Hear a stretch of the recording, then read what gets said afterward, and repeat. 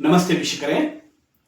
ನೀವು ಯಾವುದೇ ಒಂದು ಸಮಸ್ಯೆಗೆ ಪರಿಹಾರವನ್ನು ಮಾಡಬೇಕಾದ್ರೆ ಮತ್ತೆ ನೀವು ಇಚ್ಛೆ ಪಟ್ಟಂತಹ ವಿಚಾರವನ್ನು ಪಡಿಬೇಕಾದ್ರೆ ನೀವು ಕೆಲವು ಪರಿಹಾರಗಳನ್ನು ಮಾಡ್ತೀರಾ.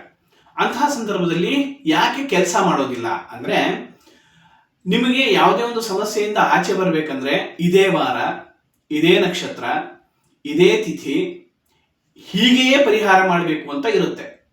ಸೊ ಅದನ್ನು ನೀವು ತಿಳ್ಕೊಂಡು ಮಾಡ್ತಾ ಇರೋದಿಲ್ಲ.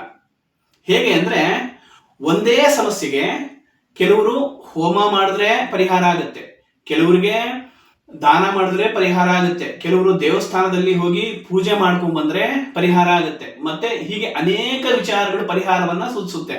ಅದನ್ನ ಅವರು ಆಚರಣೆ ಮಾಡಿದ್ರೆ ಮಾತ್ರ ಪರಿಹಾರ ಆಗುತ್ತೆ.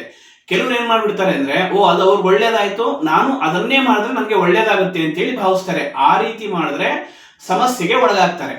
ಮತ್ತೆ ಪರಿಹಾರವನ್ನು ಮಾಡಬೇಕಾದ್ರೆ ಏನಾಗುತ್ತೆ ಅಂದ್ರೆ, ಗ್ರಹ ಬಲ, ನಕ್ಷತ್ರ ಬಲ, ಮತ್ತೆ ಸಮಸ್ಯೆಯ ತೀವ್ರತೆ ಅದನ್ನ ತಿಳ್ಕೊಂಡು ಇನ್ನ ಅನೇಕ ವಿಚಾರಗಳನ್ನು ತಿಳ್ಕೊಂಡು ಮಾಡಬೇಕಾಗಿರುತ್ತೆ.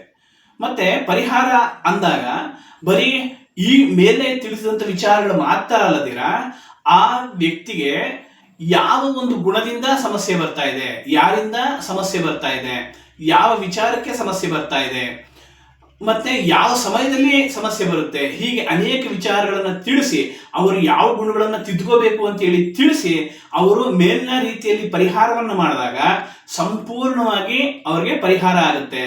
ಮತ್ತೆ ಆ ಸಮಸ್ಯೆ ರಿಪೀಟ್ ಆಗೋದಿಲ್ಲ ಅಂತೇಳಿ ಹೇಳೋದಕ್ಕೆ ಇಷ್ಟಪಡ್ತೀನಿ.